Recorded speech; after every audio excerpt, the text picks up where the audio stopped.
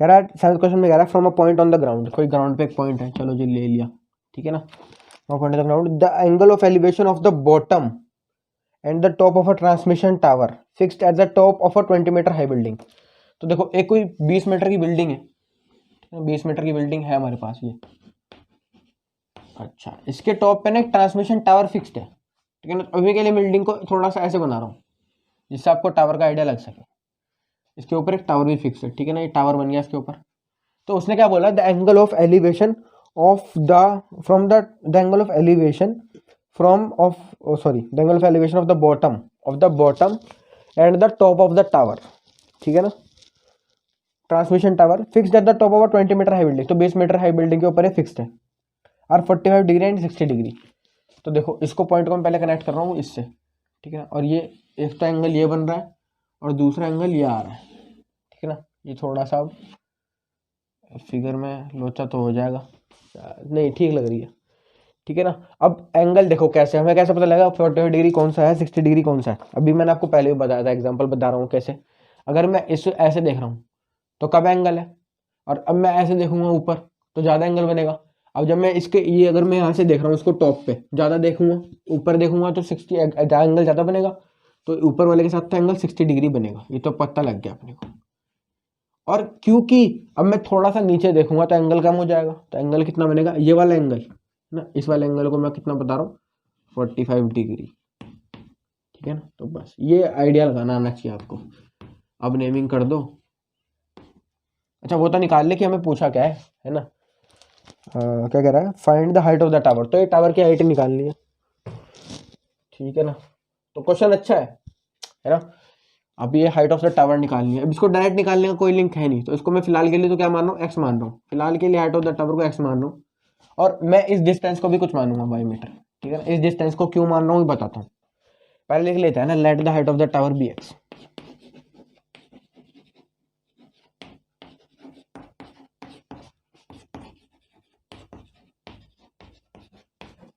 Late the height of the tower be X metre. आप लोग बोलोगे कि ग्राउंड की तो जरूरत ही नहीं थी, हमें ग्राउंड की लेंथ की, उसको आपने क्यों माना वाई मीटर। देखो ये डी ए बी कोई ट्रायंगल राइट एंगल ट्रायंगल नहीं है, ठीक है, तो इसमें आप पाइथागोरस वगैरह ट्रिग्नोमेट्री की रेशियो कुछ नहीं लगा सकते। लेकिन ए डी सी एक ट्रायंगल तो है, ए डी सी एक राइट एंगल ट्रायंगल है बड़े वाला, है ना, इसमें ट्रिग्नोमेट्रिक रेशियोज वगैरह सब लग जाएंगी, है ना, हाइपोटेनस हाइपोटेनस पाइथागोरस सब लग जाएगा इसके अंदर। अब क्योंकि उस वाले ट्रायंगल में अगर मेरे को ये एक्स निकालना है, अगर मेरे को एक्स निकालना है तो बड़े वाले ट्रायंगल में ही निकल सकता है ये, है ना भैया, मैं इसमें थोड़ी लगा सकता हूँ, तो मेरे को ये भी तो लेना पड़ेगा साथ में पूरा, तभी तो बड़े वाले ट्रायंगल में लगा सकता हूँ।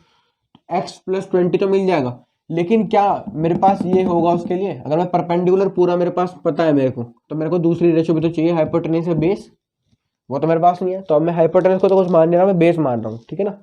तो मैं पहले बेस की वैल्यू कैलकुलेट करूंगा, उसके बाद मैं बड़े वाले ट्रायंगल पे जाऊंगा। तो मैं क्या कर रहा हूँ, पहले वो छोटे वाले ट्रायंगल को सॉल्व करूंगा, बी सी डी, ठीक है ना। आप लोग देखना जरा कैसे हुआ in triangle B C D, इसको देखेंगे।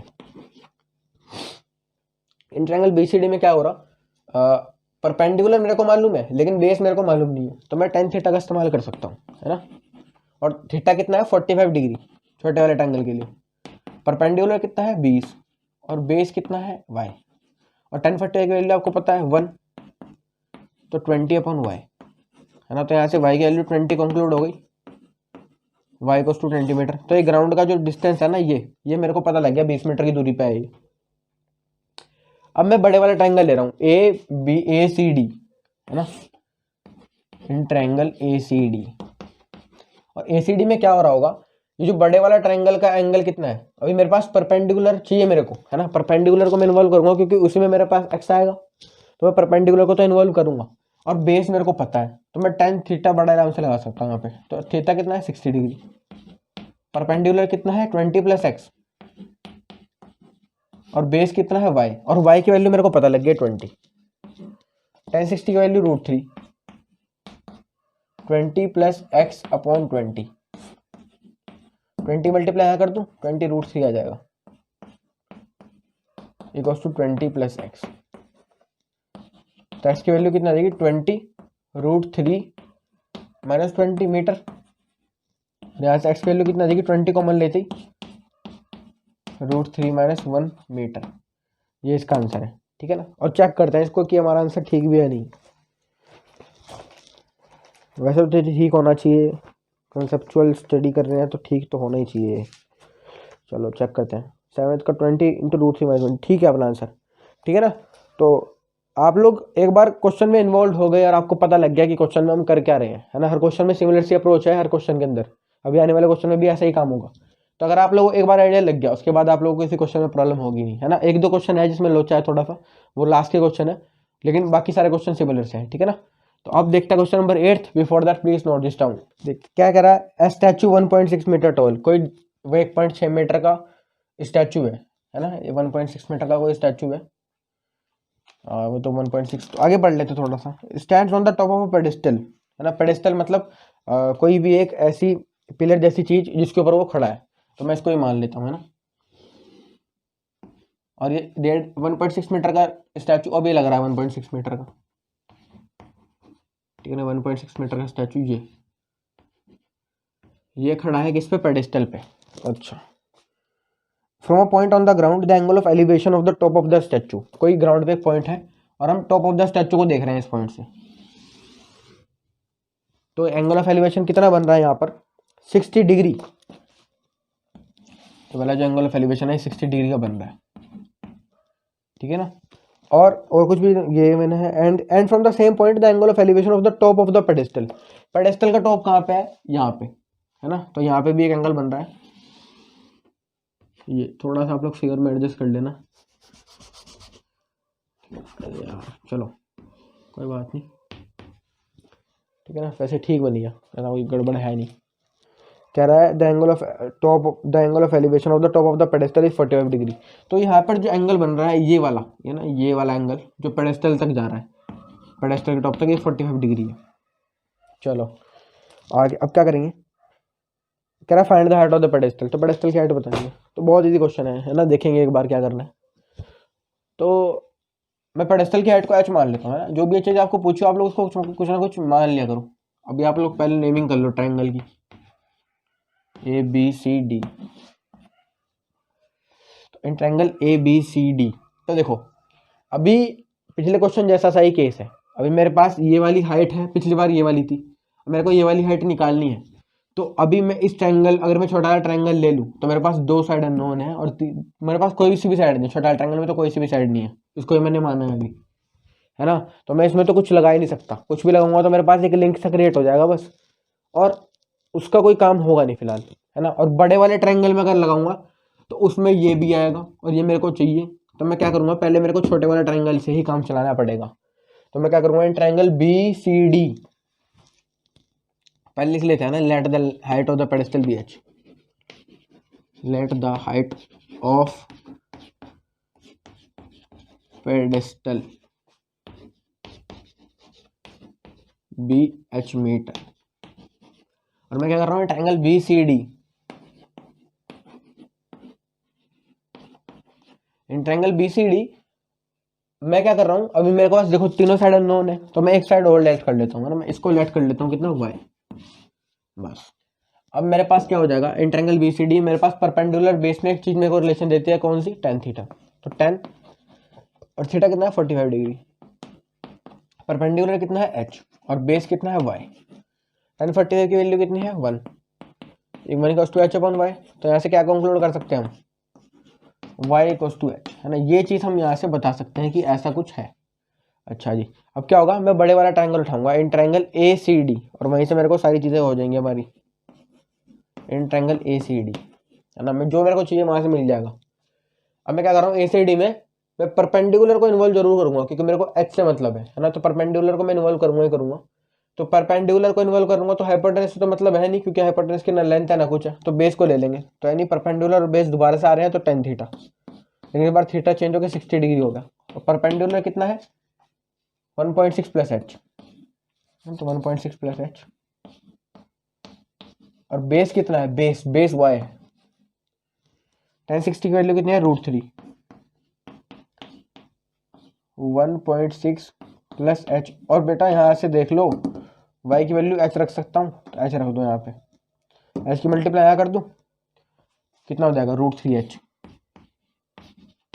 Equals to 1.6 plus H. अच्छा 1060 बन रहा ना एंगल, हाँ ठीक है। तो अभी क्या कर रहे हैं, √3h माइनस एच कितना होगा, √3h minus H equals to 1.6, ठीक है ना। और h यहाँ से कॉमन ले लेंगे तो √3 माइनस 1 आ जाएगा, ये इक्वल्स टू 1.6, ठीक है ना। और मैं क्या कर रहा हूँ, h की वैल्यू निकाल लूंगा क्योंकि उसी से मतलब है मेरे को। तो 1.6 इंटू अपॉन √3 माइनस 1। आप लोग कहोगे ये मेरा आंसर है, नहीं, इरेशनल क्वांटिटी कभी भी डिनोमिनेटर में नहीं छोड़ते, तो रेशनलाइज करके ही दिखाना है एंड में, है ना। ये 9th क्लास का टॉपिक है, इसको तो अब समझाने बैठ गया तो हो गया काम, 2-4 दिन की वीडियो बनेगी आराम से। तो 1.6 इंटू √3 प्लस 1, ना ब्रैकेट बना के दिखा देंगे। √3 माइनस 1 इंटू √3 प्लस 1, ए माइनस बी इंटू ए प्लस बी, ए स्क्वायर माइनस बी स्क्वायर, और ए स्क्वायर माइनस बी स्क्वायर यानी √3 का स्क्वायर तो 3 और 1 का स्क्वायर 1, तो 3 माइनस 1 यानी 2, है ना 2। तो मैं क्या कर रहा हूँ, 2 इंटू 0.8 है ना, 2 इंटू 0.8 से कट जाएगा ये। तो एच की वैल्यू बेटा ये आनी चाहिए 0.8 √3 माइनस 1 मीटर। ये अपने पास आंसर होना चाहिए इसका, हाइट ऑफ द पेडेस्टल का, ठीक है ना। थोड़ा सा उठपटांग आंसर है तो भगवान का नाम लेके चेक करते हैं, ये रह गया 8 का आंसर 0.8 √3 प्लस 1 आ रहा है। अच्छा सॉरी प्लस ही था ऊपर, है ना, प्लस ही था, यहाँ पे हमने गलती खुद ही कर दी। चलो ये तो आपको दिख गया हुआ है ना, मेरे से तो हो जाती है, कोई नहीं। तो ये क्वेश्चन बढ़ता क्वेश्चन नंबर 9 पे, before that please note this down. तो स्टूडेंट्स बात करते हैं 9th क्वेश्चन के बारे में, देखते हैं 9th क्वेश्चन क्या कह रहा है। इस 9th क्वेश्चन में बोला है the angle of elevation of the top of a building, है ना, कोई बिल्डिंग है, ठीक है, from the foot of the tower, है ना, एक टावर है, कोई टावर हो गया, सपोज करो इसको टावर लगा लो, इसको बिल्डिंग लगा लो, ठीक है ना। अच्छा चलो इसको ज्वाइन कर लें एक बार, ठीक है। क्वेश्चन अच्छा है काफी, है ना, शुरुआत से पता लग जाता है क्वेश्चन अच्छा है बेकार है। From the foot of the tower is 30 degree and the angle of elevation of the top of the building, of the top of a building from the foot of the tower. तो ये foot of the tower है और ये top of the building है, तो ये angle of elevation ये वाले की बात हो रही है यहाँ पे, कितना है ये वाला एंगल ऑफ एलिवेशन कितना दे रखा है 9th क्वेश्चन में, 30 डिग्री, है ना। और क्या बोला, and the angle of elevation of the top of the tower from the foot of the building, ये बेटा दे रखा है 60 डिग्री, ठीक है ना। अच्छा if the tower is 50 metre high, तो टावर बता दिया उन्होंने 50 मीटर का है।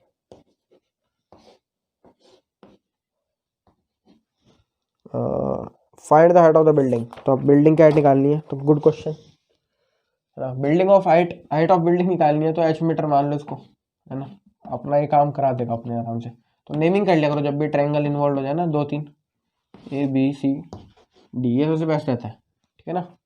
अच्छा अभी क्या करेंगे, अपने को ये हाइट ऑफ द टावर चाहिए, तो मैं लिख लेता हूँ, सॉरी बिल्डिंग है ये वाली, है ना, ये बिल्डिंग है, इसको आप लोग लिख लो, ये बिल्डिंग है, टावर बड़ा ही है बिल्डिंग से, है ना। ऐसा नहीं है, ऐसा कोई रिलेशन नहीं होता कि टावर हमेशा बड़ा रहेगा बिल्डिंग से, लेकिन मैं बताता हूँ आपको मैंने ये ऐसा क्यों बनाया। देखो बेटा, उसने बोला था कि एक पॉइंट बिल्डिंग के फुट से angle of elevation top of tower का कितना बन रहा है 60 डिग्री, तो ज़्यादा गर्दन उठानी पड़ेगी, ठीक है ना। और बिल्डिंग का सपोज करो, अब ये जो है ये फुट ऑफ द टावर है, फुट ऑफ द टावर से टॉप ऑफ द बिल्डिंग ये पास में दिख रहा है, क्योंकि इसमें हमें गर्दन ज़्यादा उठानी नहीं पड़ रही, तो ये 30 डिग्री एंगल बना रहा है ना। तो जिसमें गर्दन ज़्यादा उठानी पड़ेगी वो ज़्यादा ऊंचा होगा, तो गर्दन ज़्यादा किसमें उठानी पड़ी, टावर के केस में, तो टावर ज़्यादा ऊंचा होगा और बिल्डिंग कम ऊंची होगी, ठीक है ना। तो ऐसा कोई रिलेशन है नहीं, अगर आपको कोई बता रहा है कि बिल्डिंग हमेशा छोटी रहेगी टावर हमेशा बड़ा रहेगा, ठीक है ना, ऐसा कुछ नहीं होता, बिल्डिंग बड़ी भी हो सकती है, ठीक है। बुर्ज खलीफा जैसी बिल्डिंग हो गई तो उल्टा पड़ जाएगा केस। तो देखो अभी क्या कर रहे हैं, वो वाला ट्रायंगल में बात करूंगा ना, इन ट्रायंगल BDC, है ना, इसकी बात करूंगा। फिलहाल तो मैं लिख लेता हूँ let the height of the building be h,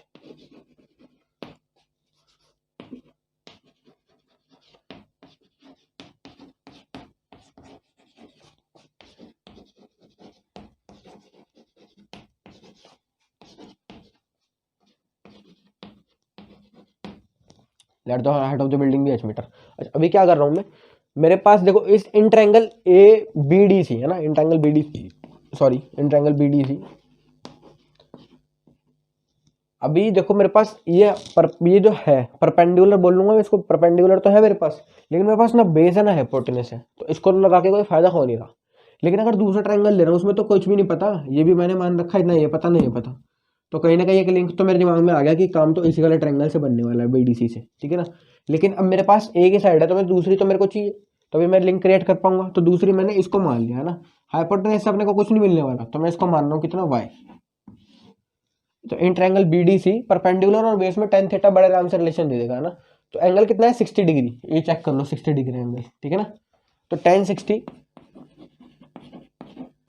perpendicular कितना है 50 और बेस कितना है y। तो tan 60 की वैल्यू कितनी आ गई √3y, sorry √3 equals to 50/y। तो बेटा y की वैल्यू यहाँ से आराम से बता दोगे 50/√3, ठीक है ना, मीटर, क्योंकि वो भी एक डिस्टेंस है। अच्छा अब क्या कर रहे हैं, अब छोटे वाला ट्रायंगल उठा रहे हैं,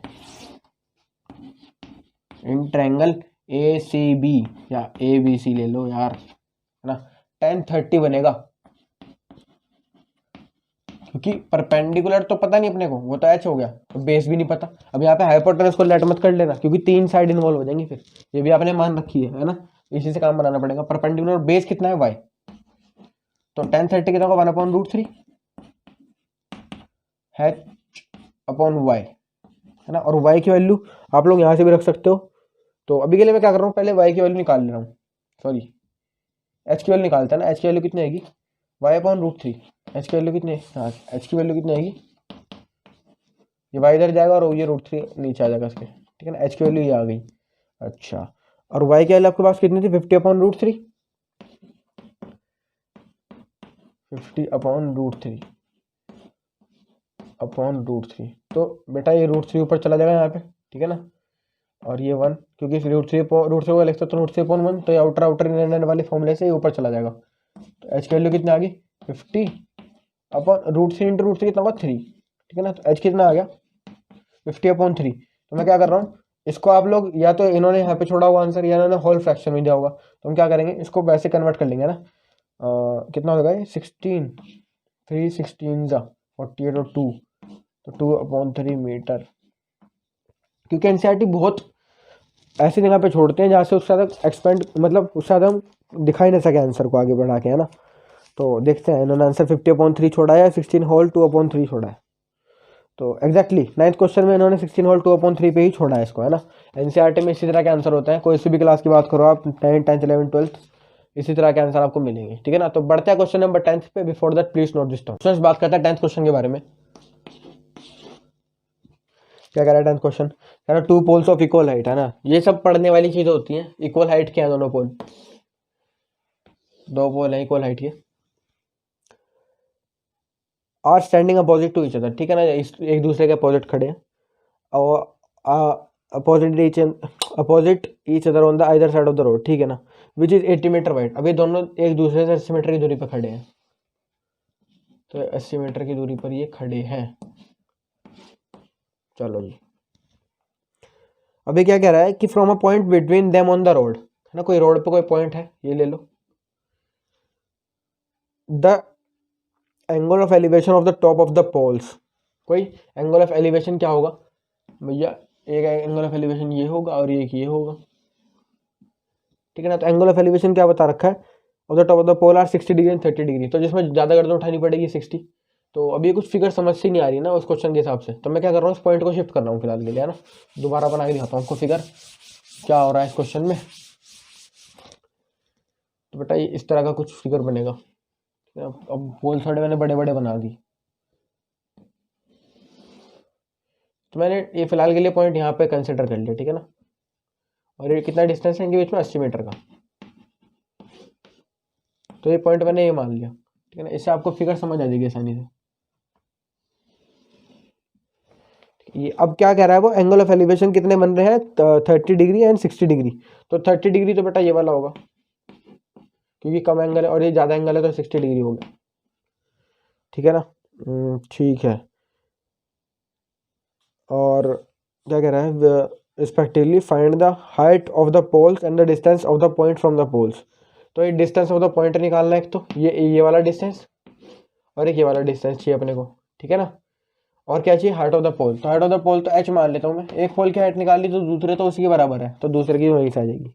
ठीक है ना, तो ये काफ़ी अच्छा क्वेश्चन है, आ सकता है। तो हम क्या कर रहे हैं फिलहाल, देखो अपने को ये वाला डिस्टेंस भी चाहिए, पॉइंट से ये वाला डिस्टेंस और पॉइंट से ये वाला डिस्टेंस। ठीक है ना, तो अगर देखो मैं इस डिस्टेंस को मैं क्या कर रहा हूँ, छोटे वाले डिस्टेंस को एक्सलेट कर रहा हूँ, छोटे वाले डिस्टेंस को एक्सलेट कर रहा हूँ। ठीक है ना, और पूरा मेरे पास 80 है, तो बचा हुआ कितना हो जाएगा 80 माइनस एक्स, बचा हुआ कितना हो जाएगा 80 माइनस एक्स हो जाएगा। तो ये बेटा ये वाला कितना हो जाएगा 80 माइनस एक्स, 80 माइनस एक्स। ठीक है ना, अच्छा चेक करते, नेमिंग कर लेते पहले, ए बी सी, इसको सी को यहाँ पे ले आओ, डी ई। तो क्या कर रहा हूँ, इन ट्रायंगल ए, पहले अपनी वो लिख लेते हैं ना, let the height of the tower, let the height of the tower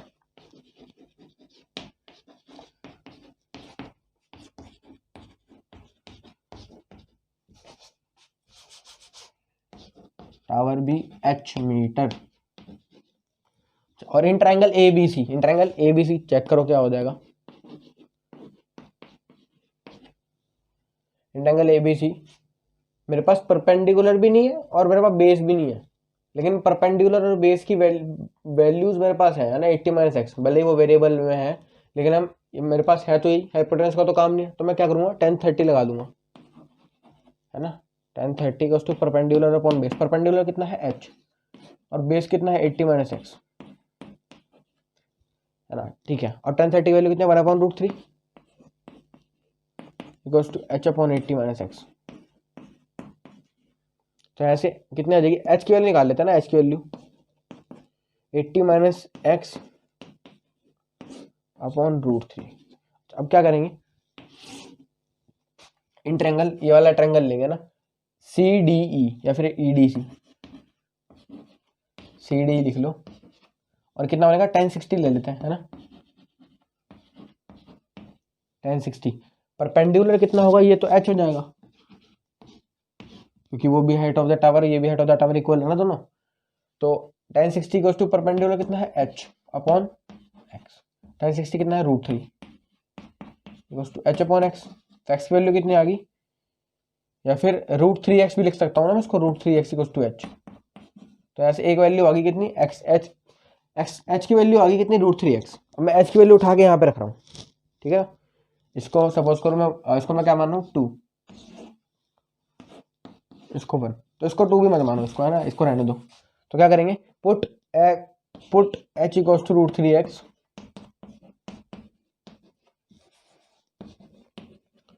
इन 1। अच्छा इसमें 1 में डाल रहा हूँ, h की वैल्यू कितनी है रूट 3x, तो root 3x is equals to 80 minus X upon root 3, और ये रूट 3 मल्टीप्लाई हो जाएगी, है ना। तो रूट 3 मल्टीप्लाई होने के बाद कितना हो जाएगा 3 हो जाएगा खाली, इसको लाइन को हटा दो। तो 3x प्लस एक्स क्या होगा 80, तो 4x इक्वल्स टू 80, यानी x की वैल्यू कितनी आ जाएगी यहाँ से 80 अपॉन 4 यानी 20। ठीक है ना बेटा, यहाँ से मेरे को एक चीज़ तो मिल गई x की वैल्यू, और x क्या है ये वाला डिस्टेंस d, और डी सी का डिस्टेंस सी डी कितना हो गया, सी डी एक्स था, तो x कितना होगा सी डी 20 मीटर। और इसी से मैं दूसरा डिस्टेंस भी निकाल सकता हूँ, क्योंकि दूसरा डिस्टेंस कितना था 80 माइनस एक्स, तो सी बी कितना हो जाएगा 80 माइनस एक्स, और 80 एक्स कितना है 80 माइनस एक्स कितना है 20, यानी 80 माइनस 20 दैट इज 60 मीटर, है ना 60 मीटर हो जाएगा ये। और बेटा ये आते ही बस अपने पास हाइट ऑफ द टावर आप ऐसे निकाल लो, ऐसे हाइट ऑफ द टावर क्या है, एच की वैल्यू हमारे पास कितनी थी यहाँ पे, यहाँ से निकाल सकता हूँ इस वाली क्वेश्चन से, H equals to root 3x है ना। तो क्या करना है, एक्स की वैल्यू रखनी है बस, एक्स की वैल्यू कितना है 20, तो एच कितना आ गया 20 रूट 3 मीटर। ये क्या हो जाएगा हाइट ऑफ द टावर हो जाएगा, ठीक है ना। तो चेक करते हैं अपना आंसर, काफी अच्छा क्वेश्चन था ये वाला भी।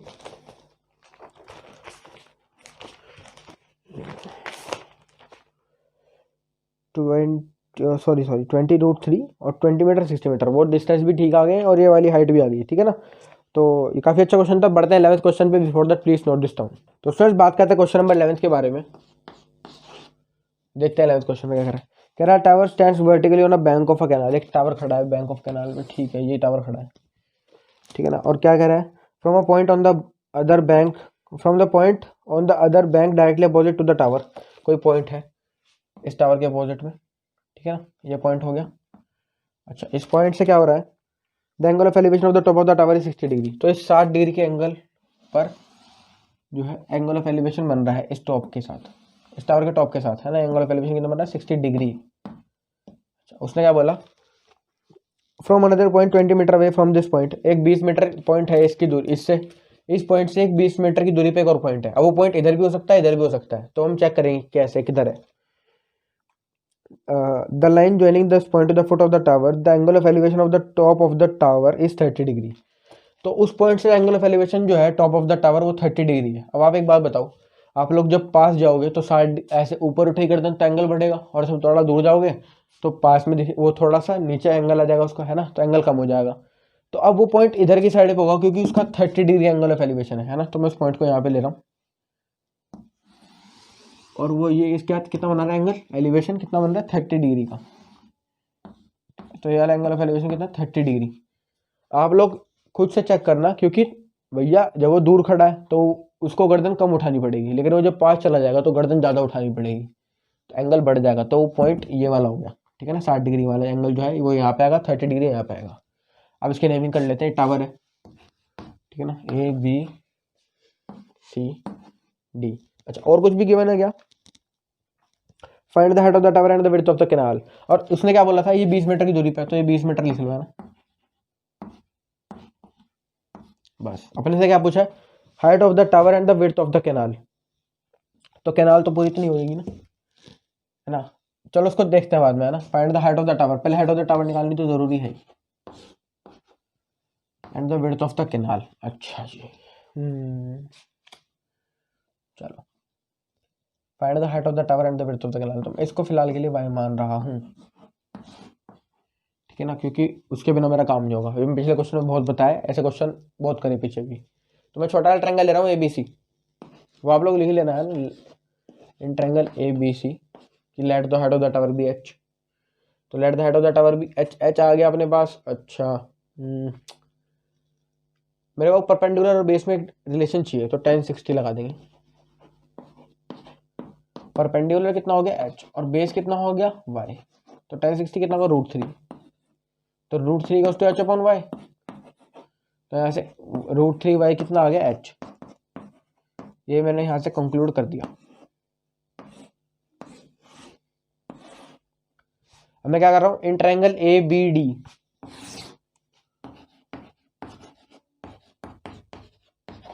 ट्रायंगल ए बी डी 1030 लगा दूंगा फिर से। परपेंडिकुलर कितना है एच, और बेस इस बार पूरा बेटर 20 + y बनेगा, ठीक है ना। तो 1030 कितना होगा, 1/√3 equals to H upon 20 + y, तो 20 + y कितना आ गया यहाँ से, √3h, √3h, और h की वैल्यू यहाँ पे भी लिख सकता हूँ √3y, तो √3y आ गया। तो √3 × √3 कितना हो जाएगा, 3, और 3y आ जाएगा वो, है ना, 3y, और ये y इधर जाके माइनस हो जाएगा, तो 20 = 2y, it implies that y = 10, है ना। y की वैल्यू कितना आ गई, 10 आ गई। y की वैल्यू 10 आती है, मैं हाइट ऑफ द टावर तो बता ही दूंगा। हाइट ऑफ द टावर कितना आ जाएगी, y √3 × 10 इक्वल्स टू h, तो हाइट ऑफ द टावर तो बेटा कितना आ गई, 10√3 मीटर, ठीक है। और विड्थ ऑफ द कैनाल कितनी है, width of the canal, width of the canal कितनी हो जाएगी, 20 + 10। अब मेरे को ये समझ ना रहा है पॉइंट कैनाल के, ये नहीं कैनाल तो सिर्फ बाई होगी ना, क्योंकि ये वाला पॉइंट तो इस पॉइंट से दूर पे है, तो शायद हमारा आंसर यही होगा 10√3, ये नहीं हमारा शायद नहीं, आंसर तो यही होगा। हाइट ऑफ द टावर तो 10√3 होगी, और width of the canal 10 metre होगी,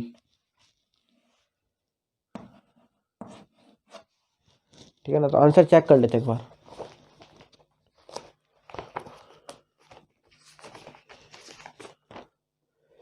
√3 10 मीटर, ठीक है अपना आंसर, ठीक है, ठीक है ना। तो अब बढ़ते हैं क्वेश्चन नंबर 12 पे। Before that please note this some.